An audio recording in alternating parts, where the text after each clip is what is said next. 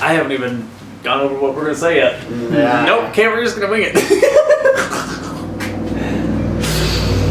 I should really start writing scripts for these things.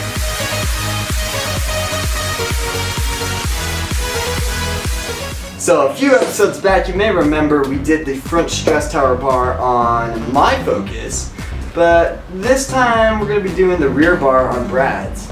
Now it's not quite the same application. Little bit different doing the back from the front. On the front was pretty simple. You took 3 bolts out on each side, put the stress bar in, and bolted them back in. It literally took about 30 seconds to do. Granted, that was with an impact wrench. We're gonna be doing the rear on my car. You gotta take all the carpet out in the back, drill some holes, line everything up, and bolt it in from the fender well. So it's a little bit different. It's gonna take a little bit more time, but still, overall, a pretty simple application.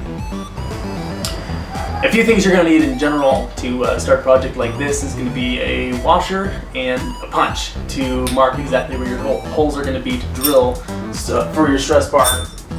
You're going to need a small, this is a 1/4 inch drill bit to get the hole started, and then the larger drill bit for the actual bolts. This here is a 7/16 for our project. A drill, obviously, to get those through, because you sure as hell aren't going to do it by hand. And then a wrench, obviously, to tighten the bolts down afterwards. For this project, I'm also going to need a jack, because I do have to take my wheels off and go in through the wheel well to get to it. So, that's pretty much it.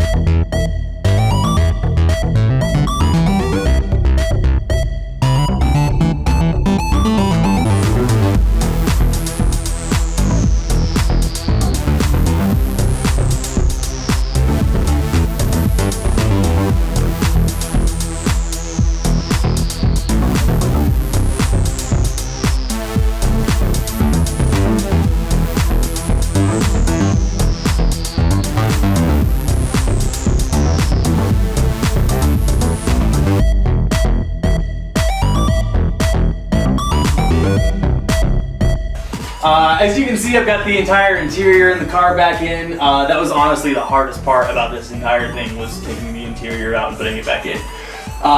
Put the interior back in, took the wheels off the side of the car, and went through, back underneath, punched a hole through the carpet so we know exactly where to put it. So from this point, all we gotta do is stick it in, stick the bolts in from the side from the wheel well, and we're all done. Okay, so I've got the stress bar in here. It is just wedged in. I have not put the bolts in yet. It's a little bit of a squeeze to get it in, but like I said on the previous video, you want it to be tight. If it's not tight, you're gonna have problems. So the whole point is to strengthen the car.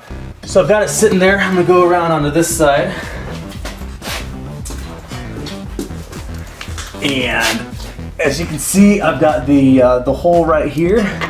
I just need to stick the bolt through.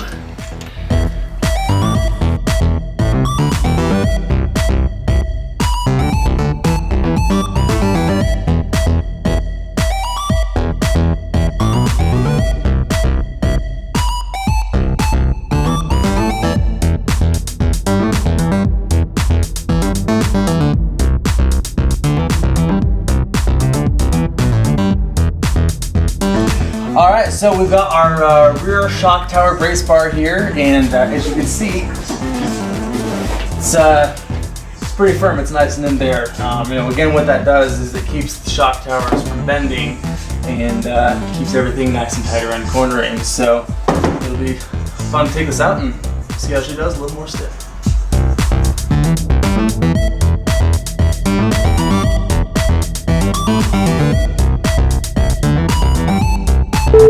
We're gonna wing it! Okay. Panty dropper. Panty dropper, bitches! It's because it's blue. Like, row.